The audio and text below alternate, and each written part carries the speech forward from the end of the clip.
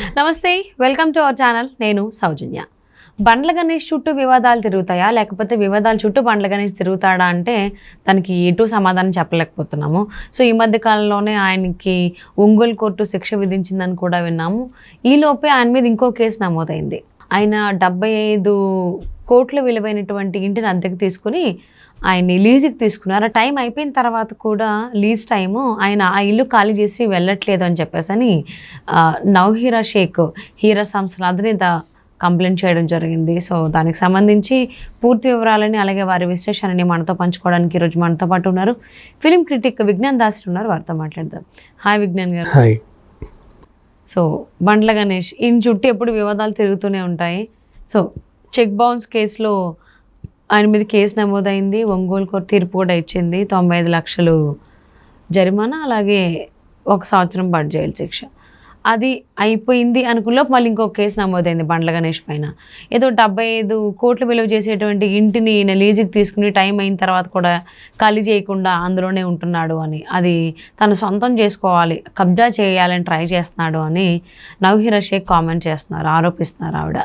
So ఆవిడ హీరా సంస్థల అధినేత. ఆవిడ ఇలా మీడియాకి చెప్పడం, ఎందుకంటే పోలీసులు బండ్ల గణేష్కి సపోర్ట్ చేస్తున్నారని చెప్తున్నారు. ఆవిడ అసలు ఏంటిది వివాదం ఏంటి, దీనికి సంబంధించి ఏమంటారు మీరు? ఇక్కడ 2 కళాఖండాలే అనమాట. మనం మాట్లాడుకునే 2 కళాఖండాలే, కళాఖండాలు. మళ్ళీ ఇంకా చెప్పాలి అంటే ఎవరెవరు ఏ రెండు పార్టీలు కళాఖండాలే. ఇప్పుడు మొదటి party for example Nowhera Shaikh గారి గురించి మాట్లాడుకుందాం. ప్రాపర్టీ ఆవిడదే. ఇక్కడ ఈవిడ మీద కొంచెం జాలి చూపించాల్సిన అవసరం అయితే ఉంది. అఫ్ కోర్స్ 2 కళాఖండాలే అయినప్పటికీ. ఓహో, నౌహీరా షేక్ బండ్ల గణేష్ ఇద్దరు కళాఖండాలా? ఎస్. సో ఈవిడ పైన కొంచెం జాలి చూపించవచ్చు. అసలు ఇద్దరివి ఎలా జరిగిందంటే, నిజంగా ఆవిడ ప్రాపర్టీ 75 కోట్ల ప్రాపర్టీ, దాంట్లో ఒక చిన్న పోర్షన్లో వీళ్ళకి అద్దెకి ఇచ్చింది. వీళ్ళ అబ్బాయి ఉంటున్నాడు, అంతవరకు ఓకే, పర్లా. నెక్స్ట్ వీళ్ళు ఏమనుకున్నారంటే, ఒకనొక టైంలో కొన్ని రోజులు బాగానే సాగింది అంతా, ఎవరి పనులు వాళ్ళు, ఎవరి దారిలో వాళ్ళు, ఎవరి తీరు వాళ్ళదే, అంత బాగానే ఉంది. సడన్గా హీరా గ్రూప్ అధినేత నౌహీరా షేక్ గారి మీద అక్రమాస్తుల ఆరోపణలు అవి ఇవి అన్నీ వచ్చేసరికి మొత్తం ఆవిడ ఆస్తులన్నీ జప్తు చేయాల్సిన పరిస్థితికి వచ్చింది. ఆ టైంలో ఆల్రెడీ రియల్ ఎస్టేట్లో ఈయన ఒక పెద్ద శిఖరం అని చెప్పుకోవచ్చు, తెలివిలోను అండ్ ఇంప్లిమెంట్ చేయడంలోనూ యాక్షన్లోను. ఈయనకు వచ్చిన ఆలోచన ఏంటంటే, ఎలాగో ఈవిడ అన్ని అక్రమాస్తులు అని చెప్పేసి ఈడీ 1, 2, 3 అన్నీ జప్తు చేస్తుంది, ఇది కూడా ఈవిడిది అని తెలిసే లోపు మనం ఏం చేద్దాం, ఈ ఫ్లాట్ కొనేద్దాం, ఎంతో కొంత ఇచ్చేసి ప్రజెంట్ ఎంతో కొంత అడ్వాన్స్ అయితే పడేద్దాం, సరిపోయింది కదా. ఒకవేళ ఈడీ జప్తు చేసిన ఈ మొత్తాన్ని జప్తు చేస్తే కానీ ఈ పార్టీని వదిలేస్తుంది, ఇది మనకు మిగిలిపోతుంది, ముందైతే ఎంతో కొంత అడ్వాన్స్ ఇచ్చి తీసుకుందాం అనేసరికి వాళ్ళ అబ్బాయి ఏం చేసి 3 కోట్లు తెచ్చి ఇచ్చేసి, ఇది ఉంచండి, మిగతాది మనం మళ్ళీ మాట్లాడుకుందాం, ఈలోపు అది ఈలోపు ఇది అని ఏదో చేసుకున్నారు ఈయనకున్న టాలెంట్తో. తర్వాత ఈయనకి ఏమనిపించిందంటే, ఎట్లా ఈవిడి అన్ని జప్తులు గిప్తులు ఏవేవో అవుతున్నాయి, ఈ అగ్రిమెంట్ ఏదైతే ఉందో ఈ పార్ట్కి కాదు, ఈ మొత్తం ప్రాపర్టీకి అన్నట్లుగా మనం ఏదో ఒకటి చేసుకుంటే ఇది మనకి మిగిలిపోతుంది.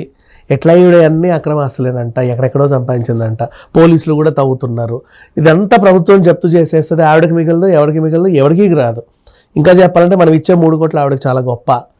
సో ఈ టైంలో మనం ఏం చేద్దామంటే, ఈ సిచ్యువేషన్ని కరెక్ట్గా గ్రాప్ చేసి పట్టుకుందాం అంటే, రియల్ ఎస్టేట్ వాళ్ళకి వచ్చే ఆలోచనలు ఎలా ఉంటాయంటే, ఇప్పుడు ఫర్ ఎగ్జాంపుల్, చిన్న ఎగ్జాంపుల్, మామూలు రియల్ ఎస్టేట్ వాళ్ళు కూడా ఒక ఇల్లు ఉంది, మంచి ఇల్లు, కూతురు ఉంది, పెళ్లి చేయాలి, ఆ ఇంటి వాల్యూ 25 లక్షలు ఉండని, 30 లక్షలు ఉండని, అర్జెంటుగా వాళ్ళకి కూతురు పెళ్లి చేయడానికి అవసరమయ్యే డబ్బులు 10 లక్షలు ఉన్నాయనుకోండి, గబుక్కున 10 లక్షలు క్యాష్ పడేసి ఆ ఇంటిని రాసేసుకుంటారు. నెక్స్ట్ అదే సిచ్యువేషన్లో మంచాన ఎవరో పడ్డారు అనుకోండి, అర్జెంటుగా ఆపరేషన్కి 12 లక్షలు కావాలి, దిక్కుండా దిమాలా ఉండదు, వెంటనే అట్లా అని చెప్పి 25 లక్షలకి ఆ కొంప కొనాలి అంటే కనీసం తిరగాలి 5-6 నెలలు. అలా కాకుండా వచ్చిందే కట్నం అని చెప్పేసి వీళ్ళు టక్కున 12 లక్షలు ఇచ్చేసి ఇల్లు తీసేసుకుంటారు. ఇలా గ్రాప్ చేసుకుంటారు. అంటే సిచ్యువేషన్ని కూడా హ్యాండిల్ చేసుకునే వాళ్ళు చాలామంది ఉన్నారు. పైగా బండ్ల గణేష్ గారి మెంటాలిటీ మనకు ఆ ముందు నుంచి తెలిసిన మెంటాలిటీయే. రియల్ ఎస్టేట్లో ఆయన చాలా మితిమీరిన తెలివి ఉంటుంది. పైగా ఆయన ఉద్దేశంలో అవతల ఆవిడ కూడా నేరస్తురాలు అనే ఉద్దేశం ఆయనలో కలిగింది. సో ఈవిడ ఆస్తులన్నీ ఊరికే గవర్నమెంట్కి దారాదత్తం చేసే కంటే మన చేతుల్లో ఉన్న దీన్ని మాత్రం మనం దక్కించుకుందాం అన్నట్లుగా ఆయన ఏవేవో డాక్యుమెంట్లు సృష్టించి ఇది అది కాదు ఇది కాదు అది, ఆ 9 నెలలు కాదు 9 ఏళ్ళు ఈ బాండు అని ఏవేవో చెప్పుకుంటూ కాలం గడిపేశాడు. యాక్చువల్గా ఈ తతంగం అంతా ఎప్పుడు బయటపడింది అంటే ఆవిడ మీద కేసు అయినప్పుడు ఈయన అలర్ట్ అయ్యి టక్కున 3 కోట్లు ఇచ్చేసి ఎలా అయితే ఈ ప్లాన్ వేసుకున్నాడో ఇప్పుడు ఈయన మీద కేసు అయ్యేసరికి ఆవిడ అలర్ట్ అయింది. ఓకే, నిన్న చెక్ బౌన్స్ కేసు అయింది. 95 అంటే ఎంత కాదన్నా ₹1 కోటి ఇవ్వాలి, 95 లక్షలు ₹1 కోటి. ప్రజెంట్ ఆయన దగ్గర ఉన్నాయో లేవో, ఏం చేస్తాడో, అమ్మో మన ప్రాపర్టీకి ఏమైనా ఎసరు పెడతాడో ఒకసారి చూద్దాం పదా అని చెప్పేసి ఆవిడ అక్కడికి రాగానే ఇది నీది కాదు నాది, అది ఇది అని చెప్పేసి చిన్న వాగ్వాదం. ఈవిడేమో ఆవిడ తరఫున ఏదో చెప్పాలి కదా కేసు. ఇప్పుడు ఫర్ ఎగ్జాంపుల్ మొగుడు పిల్లల గొడవల్లో ఏం చేస్తారు, ఆ గృహహింస నన్ను చాలా వేధిస్తున్నారు అని చెప్పి కేసు పెట్టేస్తారు కదా సింపుల్గా.